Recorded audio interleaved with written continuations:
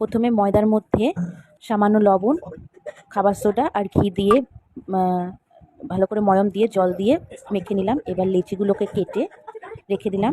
এবার পুরের জন্য চালের গুঁড়ো আর ঘি দিয়ে মাখিয়ে পুরের জন্য তৈরি করে নিলাম। এবার লেচিগুলোকে রুটির আকারে বেলে সামান্য একটু ময়দা দিয়ে নিলাম, যাতে একটা রুটি আর একটা রুটির উপরে লেগে না যায়। এইবার পুরটাকে রুটির উপরে দিয়ে আর তার উপরে আর একটা রুটি দিলাম। এইভাবে 4টে লেয়ার দেব।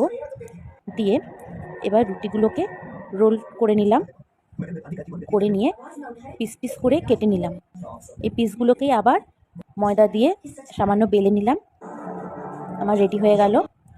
এবার শিরা তৈরি করার জন্য জলের মধ্যে তোমার চিনি, লেবুর রস আর একটু এলাচ দিয়ে শিরা তৈরি করে নিলাম। এবার এক এক করে খাজাগুলোকে ভেজে চিনির রসে ভিজিয়ে নিলাম। কিছুক্ষণ পর সেগুলোকে তুলে নিয়ে নিজেই একটু খেয়ে দেখলাম কেমন হয়েছে। বেশ ভালোই হয়েছে খেতে।